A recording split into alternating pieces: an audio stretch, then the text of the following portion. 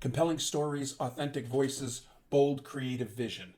That's the answer most filmmakers get when they ask what Netflix is looking for. At film school, at festival panels, and every online community where filmmakers talk about distribution. And that answer is not wrong, but it's dangerously incomplete. Because that answer describes what makes a great film. It doesn't describe what makes Netflix buy it. And those are two completely different things.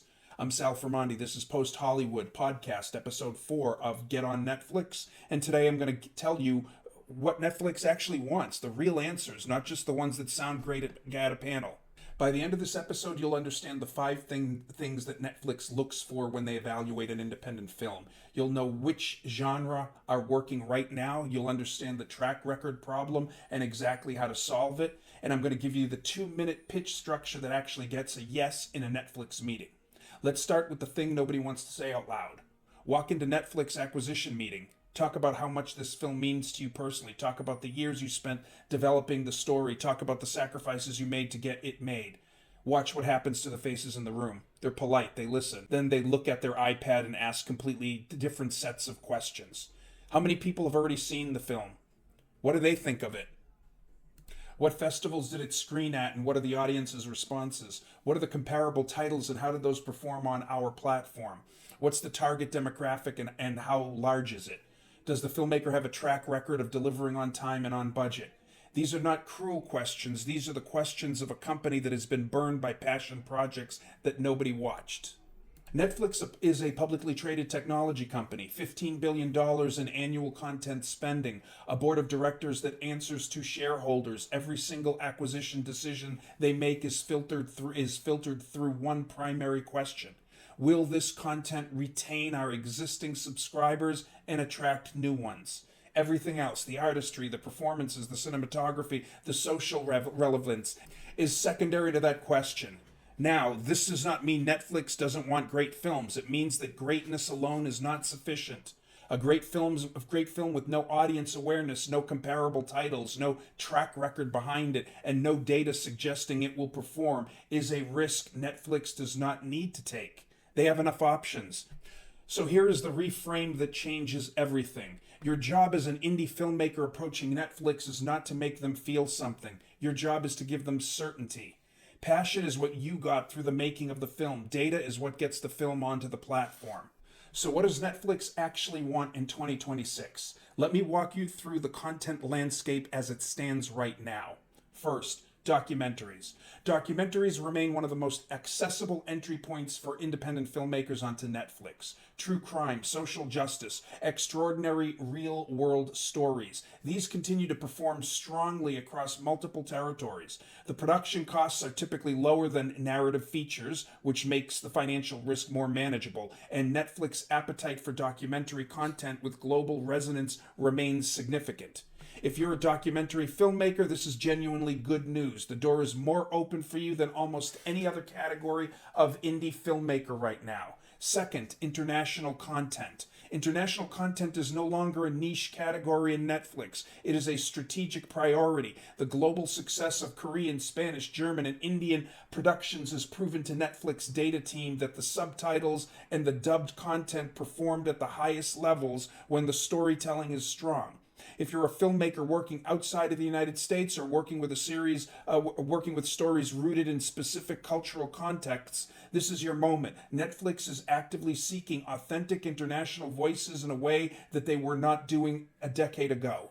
Third, thriller and horror. Thriller and horror content continues to perform reliably across demographics and territories. These genres have built-in audience clarity. The viewers know exactly what they're getting. That it makes it easier for Netflix to market and easier for their algorithms to recommend. For independent filmmakers, a well-executed genre film with a clear hook is often more practical Netflix target than a prestige drama that requires extensive marketing context to find its audience. Fourth, limited series and anthology formats. These have become increasingly attractive to Netflix because they allow for deeper character development and subscriber retention across multiple episodes. If your story concept has the potential to expand beyond a single feature film, it may be worth considering whether a limited series format gives it a stronger marketing position. What's not working as well right now? What's not working? The mid-budget prestige drama, without a major star, without significant festival pedigree, without a pre-existing intellectual property base. This is the category that many independent filmmakers gravitate towards naturally. Serious, character-driven, beautifully made dramatic films. These films are not unwelcome at Netflix, but they face the steepest climb because they require the most context to sell to a subscriber who's browsing the home screen at 10 o'clock on a Tuesday night. That does not mean stop making them. It means go in with your eyes open about the climb ahead and make sure that everything else in your strategy, your festival run, your audience building, your comparable titles, they're working twice as hard to compensate. Jeff Deverett, the producer with 3 films on Netflix that we discussed in the earlier episodes, said something in an interview that every independent filmmaker should write on a piece of paper and tape to their wall. He said that when he got his first Netflix deal, it was partially luck and partially timing. Netflix was smaller then, more open to new voices. But by the 3rd deal, what got him into the room was not the quality of his pitch. It was the fact that he had delivered twice before, on time, on budget, with content that performed on the platform. Netflix is a repeat business. They want to work with people that they already know can execute. They want predictability from a producer who has proven that he or she can deliver a finished film that meets technical specifications, arrives on schedule, generates acceptable viewership numbers, and does not create legal or clearance problems after the fact. That track record is worth more in Netflix's meeting than the greatest screenplay ever written by somebody who has never finished a film before. Now, this creates an obvious problem. You cannot have a track record unless you have made films, and you cannot easily get onto Netflix without a track record. It's the classic catch-22 of the independent film world. But, and this is important, it's not an unsolvable problem. The solution is partnership. If you're approaching Netflix for the first time without a track record of your own, your most powerful move is to attach yourself to someone who has had one. An executive producer with Netflix relationships, a sales agent who has placed films on the platform before, a production company with a history of successful delivery. You bring the creative vision and the passion, they bring the credibility and the access. It's not a compromise, it's a strategy, and it's exactly how most first-time filmmakers who successfully land on Netflix actually get there. Film festivals are not just celebrations of cinema. For the independent filmmaker with Netflix ambitions, these are the most powerful distribution tools available. A strong film festival premiere does something that no pitch deck, no sales agent relationship, no aggregator submission can replicate. It creates public verifiable third-party validation on your film in a context that Netflix's acquisition teams actively monitor. Netflix has acquisition executives whose entire professional responsibility is to attend major film festivals and identify films worth licensing. They are at Sundance every January, Toronto every September, Tribeca, SXSW, Berlin, Cannes. They're watching these films. They're watching the audience's response. They're tracking the social media conversation. And when the film generates genuine excitement on a festival environment, Netflix and other major platforms have been known to approach filmmakers mid-festival, before the screening has even taken place. That's not an exaggeration. That's the power of the right festival at the right moment. Now, getting into Sundance or Toronto is extraordinarily competitive. Acceptance rates at top-tier festivals are typically under 5%, but the festival strategy for Netflix does not begin and end with the top tier. Regional festivals, genre-specific festivals, international festivals, all of them play a role in building a kind of buzz and visibility that attracts distributors and platform attention. The data point is real regardless of the size of the stage it was generated on. And here's the thing most filmmakers get wrong about festivals. They think about them after the film is finished. The festival strategy works best when it is planned before the film is finished. This means timing your post-production completion to align with major festival submission deadlines, having your press materials, your trailer, your filmmaker statement ready before your premiere, being strategic about which festival you submit to in what order, and how you use each screening to build towards the next one. Each festival is not just a screening, it's a stepping stone. A strong screening at a mid-tier festival is a credential for top-tier festival submission. A top-tier selection is a credential for a distribution conversation. A distribution conversation is the beginning of the deal. Here is something that has shifted significantly in the streaming era and that most traditional distribution guides have not caught up with. Netflix pays attention to what you have already built. Not just your film festivals, your film's festival performance, but your personal platform, your social media following, your YouTube channel, your email, your community. Why does this matter? Because Netflix is in the subscriber retention business.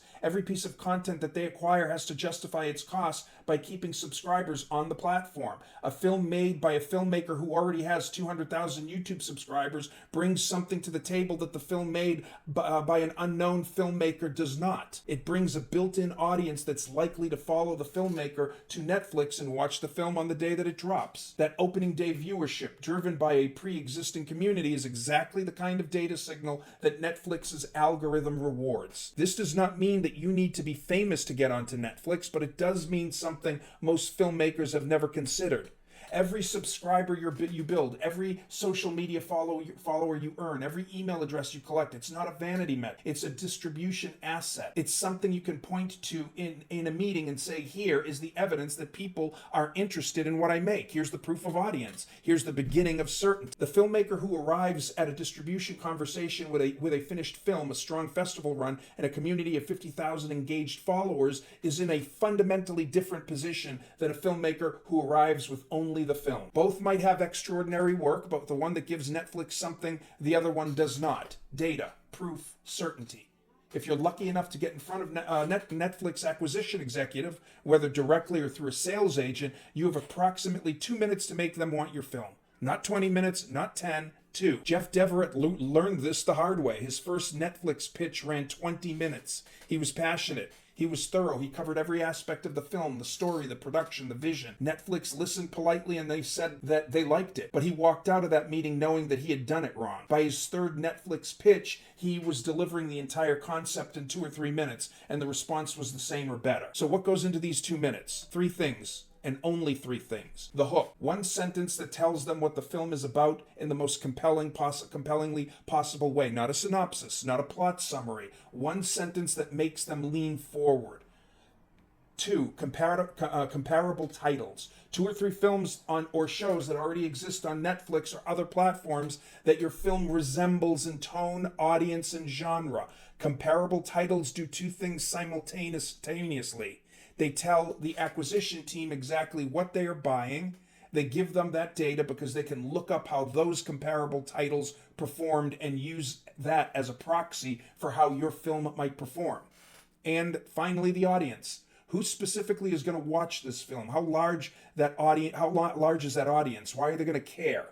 Hook, comparables, audience. 2 minutes. Everything else, the production deals, the cast, festival runs, technical specifications that come up later if they ask for it. Your job in the first 2 minutes is not to tell them everything. It's to make them want to know more. And here's the test. Can you answer this question right now clearly in under 30 seconds? Why is someone who has already watched everything on Netflix going to choose your film on a Wednesday night when they could be watching anything else in the world? If you cannot answer that question, you are not ready to pitch. And the good news is that being ready is entirely within your control. Let me bring everything together. Netflix wants data. They want certainty. They want films that fit into categories that they can understand, made by people that they can trust to deliver, aimed at audiences that they can identify. They want festival validation, audience proof, comparable titles, and a track record or partner who has one. None of this is beyond your reach. All of it is buildable. The filmmaker who understands this builds their career differently from the very beginning. They make strategic choices about genres, about festivals, about community building, about partnerships, and they put themselves in a strong position every single year. Netflix is not a lottery, it's a target, and the target can be aimed at. Tomorrow in episode 5, we're going to go somewhere most filmmakers aren't prepared to go. The technical requirements. What Netflix actually demands from your film before they will accept a single frame of it onto their platform. It will tell you, I will tell you this now, delivery alone can cost more than most indie films cost to make. And the filmmakers who do not know that find out too late. Follow me on LinkedIn, Sal Framondi, so you don't miss it. The link is in the description. The complete written guide for this series is that the series is based on. Every chapter, every number, every specification. It's a free ebook. Email me at sal@filmmakergenius.com and I will email it back to you for free. It is free for you, the filmmaker.